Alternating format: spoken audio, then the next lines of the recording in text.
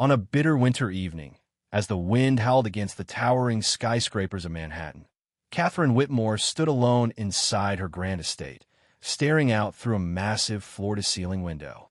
Snowflakes tumbled down silently, blanketing the world outside in a soft, endless white. To most, the Whitmore mansion was a dazzling symbol of success, with its marble floors, gleaming chandeliers, and priceless art adorning every wall. It was a place envied by many, the kind of home people built dreams around. Yet for Catherine, it felt like nothing more than an exquisite, gilded prison.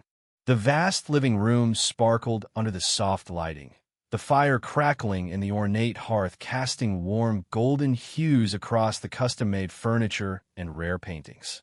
Yet Catherine was the sole inhabitant. Once celebrated as one of the wealthiest and shrewdest businesswomen in America, she had built her fortune through brilliant real estate ventures, bold investments, and impeccable instincts. People looked at her and saw triumph. They saw an icon. They never saw the hollow ache that gnawed at her every waking hour. Because wealth, as Catherine had long discovered, could not patch the gaping hole in her heart, a hole carved 3 decades earlier when her daughter, Abigail, vanished without a trace. It had been 30 years, but the memory of that devastating day haunted her with a clarity that time could not erode. Abigail had been only 7, full of life and laughter. Catherine, for once, had carved out a rare day from her relentless schedule to spend with her daughter at the city's famed amusement park. Abigail's giggles had floated through the air as she rode the carousel, clutching a pink puff of cotton candy with sticky fingers, her eyes brighter than the midday sun. And then, in the span of a single breath, she was gone. One moment, Catherine had glanced at a street performer twirling fire. The next, Abigail had vanished into the crowd. Panic gripped her instantly. She screamed her daughter's name, frantically weaving through the bustling parkgoers, her heart thundering against her ribs. Security was called, police flooded the grounds, helicopters hovered overhead. They searched every inch of that park, but it was as if Abigail had evaporated into thin air. No witnesses, no surveillance footage, no leads, just unbearable silence. For years, Catherine poured every ounce of her vast resources into finding Abigail. She hired the best private investigators, pleaded with law enforcement, even appeared on national news broadcasts, begging for any scrap of information. But hope dwindled with each passing year, until friends and advisors gently urged her to let go, to heal. But how could she? She buried herself in work, clawing her way to the apex of the business world as if sheer success could fill the void left by her daughter's absence. But every accolade, every new acquisition, only deepened her loneliness. The larger her empire grew, the smaller her world became. Lately, dreams of Abigail had invaded Catherine's sleep with alarming frequency. Dreams where a little girl reached for her with tiny, outstretched fingers, and every time, Catherine awoke just before she could touch her. Guilt sat like a stone in her chest. "Why did I look away?" she would whisper into the darkness. "Why couldn't I protect you?" That evening, Catherine had intended to cook herself a proper meal, something nourishing. Instead, she found herself boiling instant noodles, the simple, unsatisfying dinner reflecting the numbness that clung to her life. The phone shattered the silence, its sudden ring jolting her from her stupor. It was Sarah Coleman, her oldest and most persistent friend. "Catherine, if you keep living like this, you're going to vanish," Sarah's voice came through, warm but insistent. "There's this little restaurant I've found, cozy, unpretentious, filled with real people. Come with me, please." Catherine hesitated. She rarely left the confines of her estate these days. But Sarah was relentless. Against her better judgment, Catherine agreed.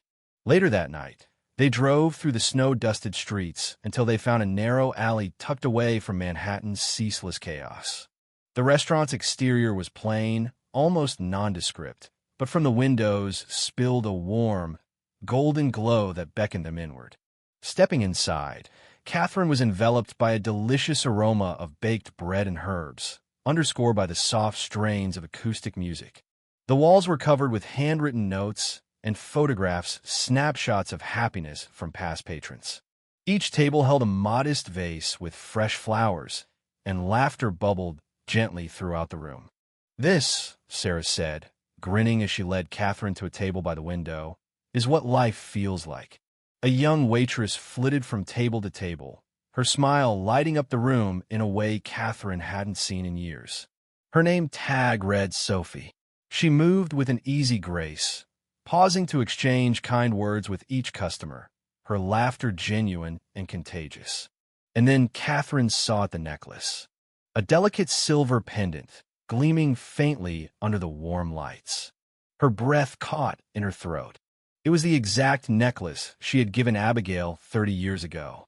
A one-of-a-kind piece, custom-made, with her daughter's name delicately engraved on the back. The world tilted. No, it couldn't be. Catherine's rational mind raced to dismiss it. Surely it was just a coincidence. But her heart refused to let go. She stared, trembling, barely able to sip her water. She tried to refocus on her dinner, but every fiber of her being screamed for her to act. She needed to know. Finally, she found her voice. "Sarah," she whispered urgently, "that waitress. Sophie. Do you know anything about her?"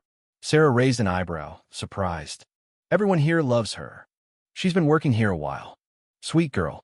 Hardworking. Grew up in the foster system, I heard." Foster system. The words echoed inside Catherine's skull. Summoning every ounce of courage she had, Catherine rose and approached Sophie, her steps unsteady. The young woman turned to her with a warm smile. "Excuse me," Catherine said, her voice trembling. "May I ask where you got your necklace?" Sophie blinked, surprised, and instinctively touched the pendant. It's very special to me," she said softly. "I've had it as long as I can remember.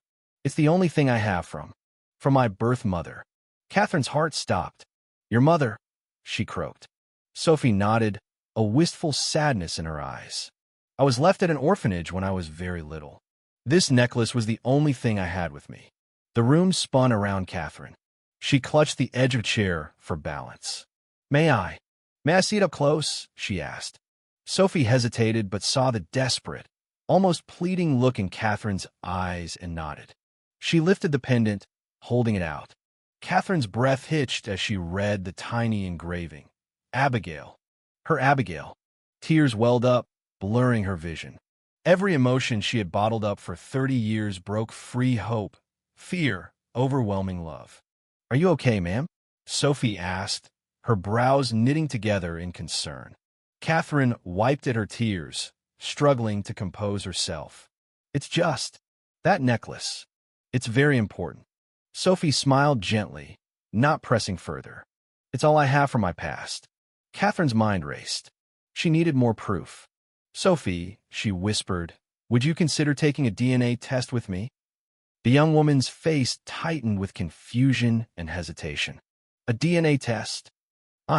I believe I might know something about your past," Catherine said, voice cracking under the weight of her emotions. Sophie hesitated, but the raw honesty in Catherine's eyes swayed her. Slowly, she nodded. "Okay." The next few days were a blur. At the DNA clinic, Catherine's hands shook as she waited, twisting a tissue into shreds in her lap. She had prepared herself for disappointment, but deep down, a fragile hope flickered. When the doctor finally entered, holding the results, Catherine thought she might faint. "There is a 99.99% match," he announced gently. "You are mother and daughter." The world shattered and mended in an instant. Catherine let out a sob, rushing forward to clasp Sophie's face in her trembling hands. "My darling, my sweet girl, I looked for you everywhere," she cried, pulling Sophie into a fierce, tearful embrace. At first, Sophie remained stiff with shock. Then, slowly, her arms wrapped around Catherine, and she began to cry too deep, gasping sobs that spoke of years of loneliness, of yearning for a family she thought she would never find. They spent days cautiously rebuilding what time had stolen from them. Catherine was careful, giving Sophie space, but always reminding her she was there, that she wasn't going anywhere. One evening, sitting together with cups of tea in Catherine's grand, but now somehow less lonely living room, Catherine asked softly, "Is there something you've always dreamed of doing?" Sophie smiled shyly, a glint of old dreams resurfacing. "I've always wanted to open a little cafe, a warm place where people can feel like they belong." Catherine's heart swelled with pride. "Then let's do it. Together." They poured their energy into the dream. Catherine provided the funding, but it was Sophie's heart that shaped every detail: the cozy chairs, the handwritten notes on the walls, the smell of fresh bread and coffee filling the air.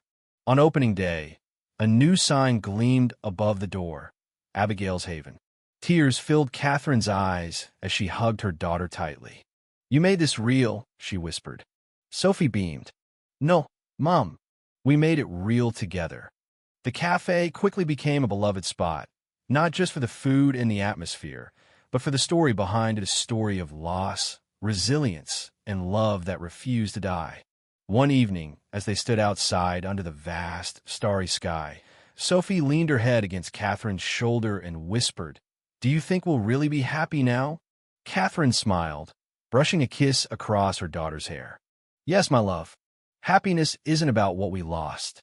It's about everything we build from here, together." And together, under the endless sky, mother and daughter stepped forward into a future bursting with hope. A future they would write side by side,